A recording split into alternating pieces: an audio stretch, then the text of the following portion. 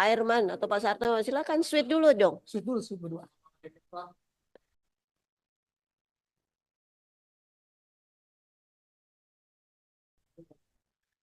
Terima kasih Bu Anggi, Ketua, Pak Nurdin, Pak Adi, para Wakil Ketua yang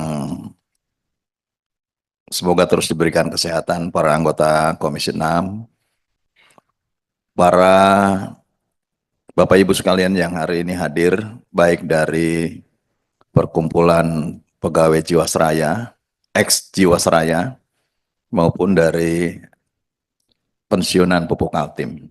Sebagian saya kenal, muka dari Pupuk Kaltim sebagian saya kenal. Bapak dulu di Rut Iskandar PIM, Iskandar Muda. Ya. Bapak dulu keuangan ya. Ya. Pertama, saya ini dulu menggagas Pansus Jiwasraya tahun 2019. Akibat terjadinya permasalahan besar dengan Jiwasraya, bahkan memang berat sekali pada waktu itu. Pilihannya antara dua, apakah dilikuidasi, kemudian tidak ada upaya untuk melakukan restrukturisasi, atau melakukan restrukturisasi dengan membentuk usaha baru. Itu adalah pembahasan panjang di sini, 2019. Pak Darmadi, Pak Adi, Pak Nasim Khan, saya kira turut serta di sini membahasnya.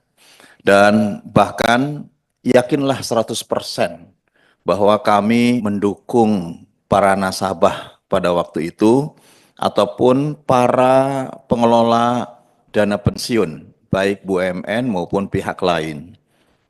Karena pilihannya sulit memang.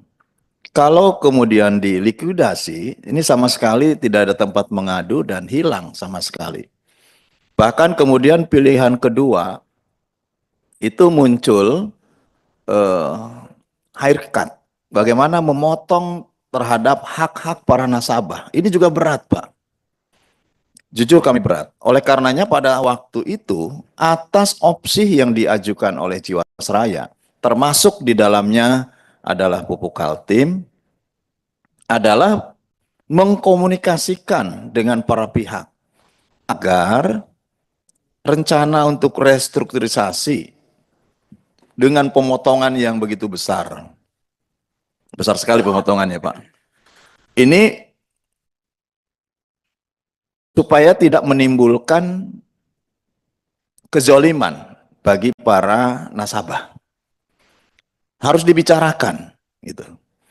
Nah, 2020, 2021 meskipun Covid, kami ya Pak Nasim ya, Pak Adi, kita berjuang Pak Darmadi, bagaimana mematangkan supaya uang ini nggak hilang ini. Uang nasabah ini nggak hilang. Uang para pegawai, pensiunan pegawai nggak hilang yang dikelola oleh Jiwasraya. Nah, berat memang, meskipun pada akhirnya harus diputuskan dengan pemotongan, sekali lagi, bahwa kami menugaskan kepada Jiwasraya, CQ Kementerian BUMN pada waktu itu, bagaimana untuk bisa menyelesaikan ini dengan baik dengan para nasabah. Imbasnya hari ini, ya, imbasnya hari ini. Termasuk di dalamnya, kalau kemudian dibentuk perusahaan baru, IFG Life, yang mengelola X aset Jiwasraya karena dialihkan, ini juga harus memenuhi berbagai hak karyawan sebelumnya yang ada di Jiwasraya. Saya sekarang memang masih ada, ternyata ini masih ada. Manajemen yang mengurus Jiwasraya masih ada, Pak Nurdin. Jadi tidak sepenuhnya sekarang semuanya dialihkan kepada IFG. Tapi masih ada manajemen Jiwasraya yang mengelola agar persoalan ex karyawan Jiwasraya tuntas. Ini kan persoalannya karena ada fraud di situ.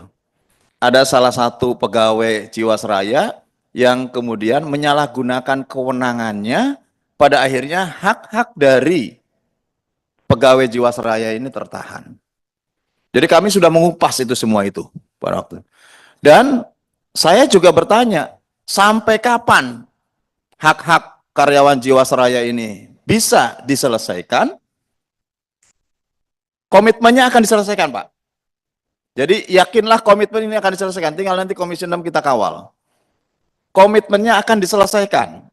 Hanya sedang menunggu terhadap hasil keputusan agar sitaan dari yang melakukan fraud itu, siapa namanya saya lupa itu, Pak, siapa namanya itu. Sekarang sudah ditahan agar harta yang disita itu bisa dilelang, dan itulah nanti sumber yang akan memenuhi terhadap tuntutan para karyawan ex Jiwasraya.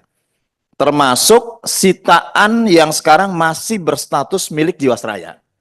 Karena kan sitaan sekarang berada di kejaksaan dan sudah sebagian dilimpahkan ke lelang negara, sebagian sudah masuk. 3 triliun ini sudah masuk ke IFG, namun masih banyak karena dulu nilai sitaan itu hampir 17 triliun.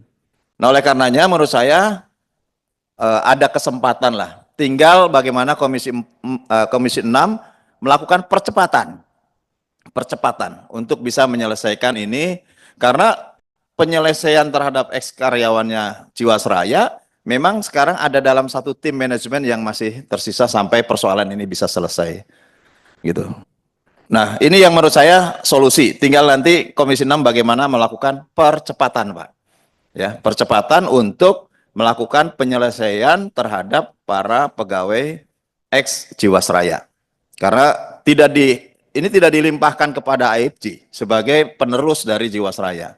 Saya nggak mau flashback tadi, masukan Bapak dan pandangan Bapak, dan yakinlah saya ini berjuang sejak awal untuk memperjuangkan seluruh karyawan Jiwasraya, dan seluruh Komisi 6 saya kira juga pada waktu itu memperjuangkan, gitu ya. Nah, tinggal percepatan, Pak, tinggal percepatan, gitu. Ada namanya Pak Lutfi, nanti saya kasih nomor teleponnya kepada pimpinan yang masih tersisa. Ini saya masih sering nanyain, itu gimana, selesai belum? Termasuk mungkin kalau Mas Adi kemarin mimpin FGD dengan IFG, ya dah, saya kan mempertanyakan juga, tolong seluruh persoalan yang masih tersisa di Jiwasraya selesaikan. Gitu. Jangan, kan IFG-nya sudah bagus sekarang. Meskipun dengan pemotongan-pemotongan yang berdampak terhadap nanti para pegawai di Pupuk Kaltim. Oleh karena itu nanti tinggal bagaimana percepatan dan ini bisa diselesaikan. Insya Allah, Pak, masih kita perjuangkan. Nah, terkait dengan Pupuk Kaltim, ini memang aksi korporasi ini dibatasi oleh namanya GCG, Pak. Ini yang memang harus ada dasar dan landasan yang kuat. Saya mendukunglah terhadap tuntutan karena ini juga merupakan dampak dari restrukturisasi Jiwasraya. Kami sudah suntik 22 triliun, memang kurang, Pak. Butuh anggaran 35 triliun, Pak. Proyeknya itu kerugiannya sampai 50 triliun, Pak. Butuh suntikan 35 triliun. Kami dengan PMN bersama-sama dengan Komisi 6 memberikan dana suntikan melalui PNM 22 triliun. Ini sudah mulai jalan. Sitaan sudah mulai masuk. Dan konsekuensi dari restrukturisasi itu kan menjadi tanggung jawab bersama pada waktu itu. Termasuk saya kira ada 3 opsi kalau nggak salah. Di masing-masing korporasi BUMN itu ada 3 opsi. 1, tetap para karyawan dan pegawai diberikan hak sepenuhnya seperti kontrak awal dengan melakukan chip in. Si perusahaan-perusahaan BUMN membayari. Betul ya, Pak ya? Kan gitu opsinya. Yang kedua, opsinya adalah mengikuti restrukturisasi, namun karena terjadi pemotongan hak dari para nasabah, maka kalau tidak melakukan chip in, dilakukan penyesuaian terhadap para nasabahnya gitu. Penyesuaian itu apakah dipotong, kalau nggak salah ya, mohon dibetulkan Pak kalau nggak salah. Kalau nggak salah dari jaminan seumur hidup, ya, dari jaminan seumur hidup menjadi kurang lebih 7 tahun kalau nggak salah. Betul ya Pak ya? 7 tahun itu kalau nggak salah. Kurang lebih lah, kurang